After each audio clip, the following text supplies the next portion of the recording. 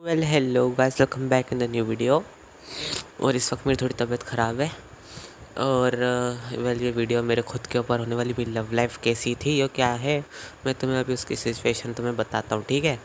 और नए हो तो चैनल को सब्सक्राइब करना, वीडियो को लाइक कर देना अगर तुम्हें ये मैं जो भी मेरी स्टोरी तुम्हें कैसी लगी। और हाँ, ये मेरी रियल लाइफ स्टोरी है, इसमें ज़रा से भी हेर फेर नहीं करूँगा मैं। और हाँ, एक बात और है कि इसमें जो भी है सब रियल है, तो प्लीज़ किसी को हेट देने की मेरी कोई ज़रूरत नहीं है।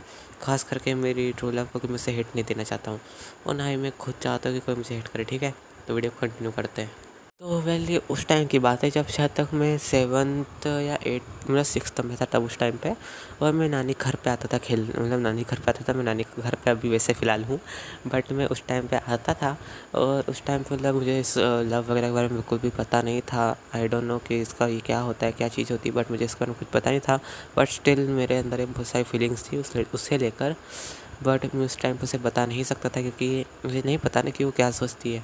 तो मैंने उससे एक एक बार जब मैं 8th में आया, तब मैंने उससे बात करी करी हाँ, मैं उसके साथ ओटले बैठा था, उसने मेरे साथ बात करी। और उसने पूछा तो कौन सी क्लास में। मैंने बोला मैं 8th क्लास में, इंग्लिश मीडियम। तो वो बोली मैं भी इंग्लिश मीडियम में हूँ, 8th क्लास। तो ऐसे सुन के भाई मैंने बोला चलो बातचीत तो चलो। फिर ऐसे करके हमें कुछ बातचीत चली। और एक टाइम पे जब मेरा घर नहीं टूटा था, उससे पहले नया घर नहीं बना, उससे पुराना घर था तब। तो उस टाइम पे मैं उस खंभा था एक तरीके से, तो वहाँ से मैंने उसे हाथ मिलाने की कोशिश करी। बट उससे समझ में नहीं आया कि उससे हाथ मिला रहा। फिर मैं एम्बैरेसमेंट हो गया कि अरे यार, मैं तो उससे हाथ मिलाना चाहता था, बट इसने तो उससे हाथ ही नहीं मिलाया। तो लेकिन उसने मुझसे हाथ नहीं मिलाया, मुझे इस तरह सा बुरा लगा। बट स्टिल देन कोई नहीं, उससे तो बिल्कुल नहीं पता है कि उससे हाथ मिलाने की कोशिश कर रहा था, और उससे अभी भी नहीं पता था। और उसके बाद हमारी कुछ ऐसी बात चला करी, नॉर्मल जैसे फ्रेंड्स में चलती है, तो ऐसे चला कर इसको बाद आई नंबर देने की बारी। तो नंबर के टाइम पे मैंने वैसे उससे हिचकिचाते मैंने उससे बोला कि ये क्या तेरा नंबर मिल सकता है। इसने वो भी कह रही कि ठीक है, मैं मेरा नंबर दे देती हूँ। हाँ, वो भी तू उस करके बोलती थी, क्योंकि तुम जानते हो उस टाइम पे यार फ्रेंड ऐसे ही बोलते हैं। तो उसने कहा कि ठीक है, तो उसने उसका नंबर दिया। और उसने नंबर देते हुए मुझसे एक वार्निंग दी कि बस हम फ्रेंड्स रहेंगे। और ये बात कुछ टाइम तक नहीं चल पाई, क्योंकि मैं तुम्हें बताता हूँ क्यों। तो हमारी वैसे ऐसे बात चला करती फ़ोन पे। और सच कहूँ तो मैं तुम्हें एक अपना डार्क सीक्रेट ओपन करके बताता हूँ। दरअसल उस टाइम पे जो मैं था ना, बिल्कुल पढ़ाई में हद से ज़्यादा वीक था। हाँ, मैं अभी थोड़ा बहुत स्टेबल हूँ पढ़ाई, अभी के टाइम पे मैं एवरेज हूँ, 50%। और पहले के टाइम पे मैं खाली 0.1% था। तो तुम बोले भाई तू इतना कमज़ोर था तो तू 8th में कैसे आ गया। तो गाइस, मैं झूठ नहीं बोलना चाहता। उस टाइम पे कुछ मैंने चीटिंग वगैरह करी थी, थोड़ी सी करी थी। आधे पेपर तो मैंने खुद दिया, आधे मैंने मोबाइल रिकॉर्ड करके मैंने थोड़ी थोड़ी याद करे हैं। और मैंने ज़रा सी इतनी किसी की मदद नहीं लिया, मैंने खाली चीटिंग की ज़रा सी 5-6 पेजों की हर पेपरों में, जिसकी वजह से मेरे मार्क्स अच्छा मैं 8 तक पहुंचा।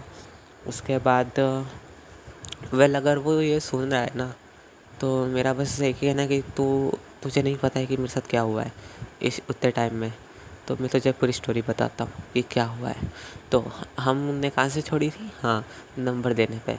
तो मैंने उससे नंबर मांगा, हिचकिचाते कि प्लीज़ मुझे तुम्हारा नंबर मिल सकता है।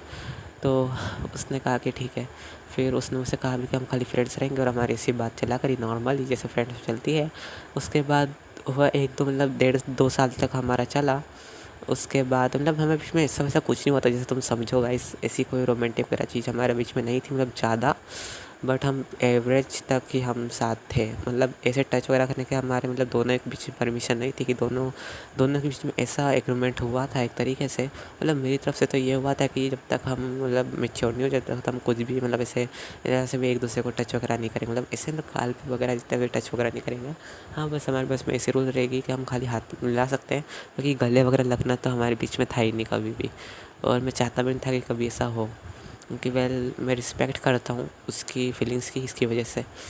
और हाँ, तो कहाँ पे था, नानी के यहाँ। हाँ, फिर मैं मेरी नानी के यहाँ गया, और उस टाइम मेरे पास एक सैमसंग का फ़ोन था। सच्ची को तो बहुत छोटा वाला 2G फ़ोन था। तो उस टाइम पे मैं उससे बात करा करता था, और उस फ़ोन की हालत बिल्कुल सच को तो बहुत ज़्यादा ही ख़राब थी, क्योंकि उस टाइम पे मुझे कोई नया फ़ोन ला के दे नहीं पा रहा था। और सच को तो उस टाइम पे मैं इतना स्टेबल नहीं था मनी के टाइम पे। और अभी भी मतलब थोड़ा बहुत स्टेबल हूँ, मतलब 50% हूँ इस टाइम पे। और अगर तुम पूछो भाई 50% कितना, मतलब सच कहूँ तो बैलेंस में तो बिल्कुल भी नहीं, मतलब उससे पीछे हूँ मैं। जितना मतलब मिडिल क्लास होता है ना, उससे थोड़ा कम नीचे हूँ मैं, 10%। तो स्टोरी पे आते, सॉरी गाइस मैं भटक जाता हूँ कभी कभी, बोलते बोलते बुरा लग रहा है थोड़ा। तो उसके बाद मैं कहाँ पे था, नानी के घर पे। हाँ, फिर मैं नानी घर पे गया, फिर मैंने उससे फ़ोन पे बात की, जैसे मैं नॉर्मली रूटीन चलता था। तो उस टाइम पे फिर मैंने जैसे फ़ोन काटा तो मुझे एक बात क्लिक करी कि मैंने तो एक क्लिक नहीं करी, दरअसल मेरी नानी के वहाँ एक बिल्डिंग पे रहते थे, मतलब उनका खुद का अपार्टमेंट था उधर खरीदा हुआ, तो वहाँ पे लोग रहते थे। तो उस टाइम पे क्या हुआ ना कि उधर भी ऐसा सीन चल रहा था, और वहाँ पे भी एक लड़का और लड़की की ऐसी बात चल रही थी छत पे, और उन्हें नहीं पता था कि मैं वहीं पे हूँ। मतलब हाँ, वो मुझसे बड़े थे उस टाइम, मतलब मैं उस टाइम पे 13-14 साल का हूँगा, और मुझसे करीब 17 साल के होंगे दोनों। और वो दोनों ऊपर छत पे बात कर रहे थे कि तुमने मुझसे झूठ क्यों बोला। मतलब वो लड़की उस लड़के को कह रही थी कि तुम इस चीज़ में बुरे हो, इस चीज़ में नहीं हो, तुम्हारी वजह से मेरी दोस्तों में कितनी इंसल्ट हो गई। ऐसी बातें चल रही थी और मैं बात सुन रहा था। तो मुझे भी ये बात क्लिक करी कि मैं भी अभी इतना कैपेबल नहीं हूँ कि मैं इस रिलेशनशिप में आ सकूं, सच कहूँ तो। और मैंने सोचा था कि मैं बस ऐसे रहूँगा नॉर्मल तरह, बट मैंने तब भी सोचा कि तब भी उसके साथ तो मेरा नाम जुड़ा रहेगा ना, और क्या पता उससे बाद में जाके तकलीफ़ दे ये बात कि मैंने उससे बात छुपाई। लेकिन मैंने उससे बात बताने की कोशिश करी थी। तुम गाइस बोलोगे भाई आपने बात बताने की कोशिश क्यों नहीं करी, कि आप इतने वीक थे पढ़ाई में और मनी के उस पे।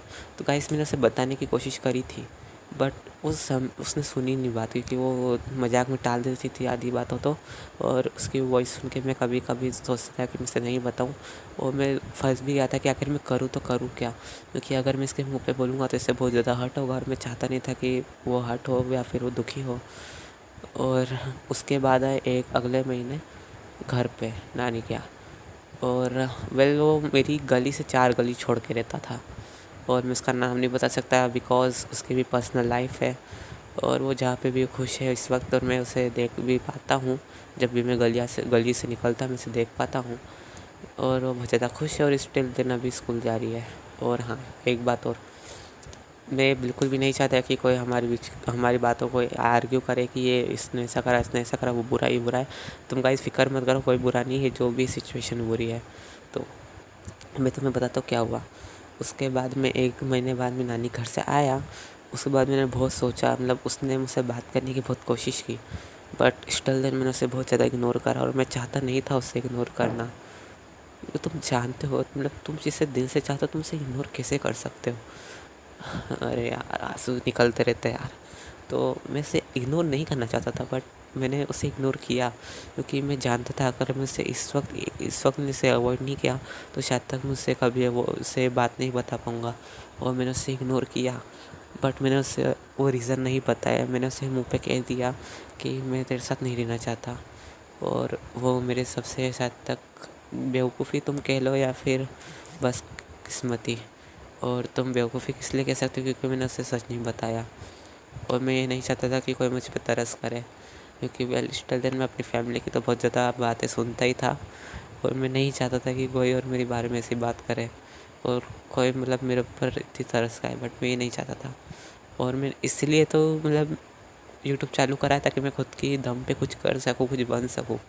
और मेरी जो फैमिली मतलब मुझे बचपन में कहती थी कि तू कुछ नहीं कर सकता है, तेरे से कुछ नहीं होने वाला। ख़ास करके मेरा भाई मुझे इतना डीमोटिवेट करता था कि स्टिल देन मैंने कभी कभी गलत रास्ते पे भी चलने की कोशिश करी, बट उसमें भी मैं नाकामयाब रहा। तो सॉरी गाइस, मैं कहाँ घुस गया।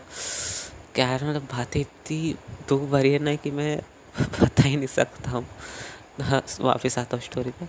तो मैंने उसे इग्नोर किया, और उसने मुझसे बहुत बार गली के बाहर, मतलब वो रहती थी तो उसने मुझसे बात करने की बहुत बार कोशिश भी की, बट मैंने उसे इग्नोर किया, क्योंकि मैं नहीं चाहता था कि मुझसे बात करूं, क्योंकि मैं इतना पढ़ाई में कि उस टाइम पे मैं कुछ कर ही नहीं सकता था।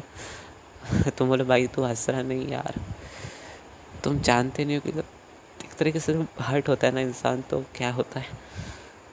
मेरे साथ बीत चुकी है, और मेरे साथ उससे बुरा हुआ है। उसके बाद मैं तुम्हें बताता हूँ क्या हुआ। तो उसने मुझसे 2 बार 3 बार, मतलब उसकी गलती नहीं थी तब भी उसने मुझसे 1 बार सॉरी बोला। जानती थी कि उसकी कोई गलती नहीं है तब भी उसने मुझसे सॉरी बोला। और उस टाइम पे मैं थोड़ा पिघल सा गया था, बट मैंने खुद के ऊपर थोड़ा ज़ोर दिया, और दिल में पत्थर रख के मैंने कहा कि मुझे तेरे साथ नहीं रहना है।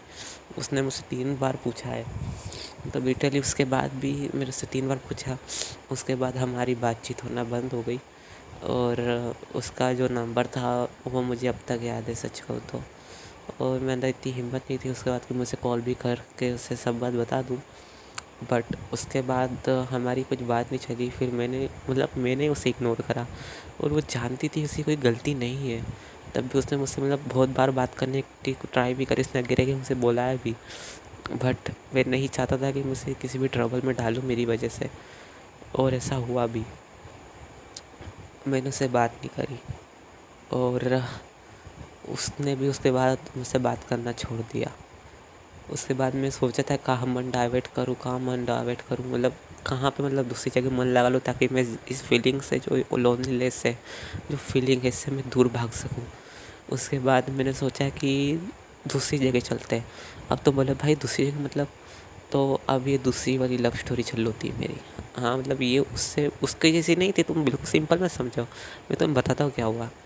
उसके बाद क्या हुआ कि मैं स्कूल जाता था, तो उस टाइम पे स्कूल में मैं ऐसे एक तरीके से मेरे अंदर एक ऐसा ही एक तरीके से ट्विस्ट आ गया था मेरे अंदर से। मैं खुद ने जब रिजेक्ट कर दिया एक लड़की को, जब किसी कोई गलती नहीं थी, वो उसमें मेरी गलती थी कि पढ़ाई में वीक था उस टाइम पे। फिर मैंने सोचा क्यों ना एक ऐसी लड़की से किया जाए जो मेरी असलियत जानती हो। और तुमने परमेन पाको लव स्टोरी तो देख रखी होगी। उसमें मैंने तुम्हें बता भी रखा था फर्स्ट पार्ट से कि उसमें जो आधी स्टोरी वो रियल है और वो मेरी स्टोरी है। आधी स्टोरी उसके बाद मैंने तुम्हें बता भी दिया कि काशी इमेजिनेशन वाली चल होती है, ठीक है।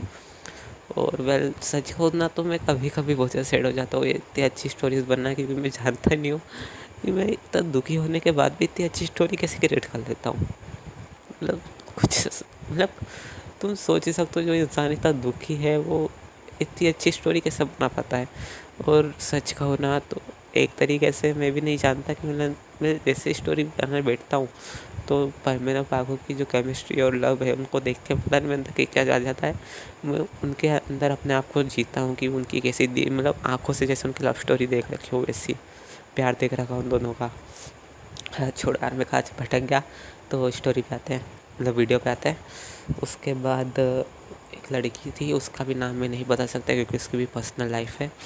और वो मेरी ज़िंदगी में एक तरीके से एक डिजास्टर बन के आई, क्योंकि मेरे उससे लव हो क्या था, बट मुझसे कन्फेस नहीं कर पाया कभी भी। अब तक मुझसे कन्फेस नहीं कर पाया।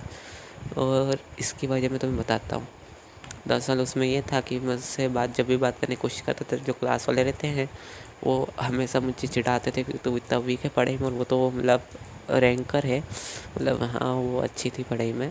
और मैं तुम ये सोचे भाई तू ऐसी लड़की से कर रहा है जो कि तू जिसको अच्छे से जानता भी नहीं है और पढ़ाई में भी अच्छी, तो उसमें क्या खराबी थी।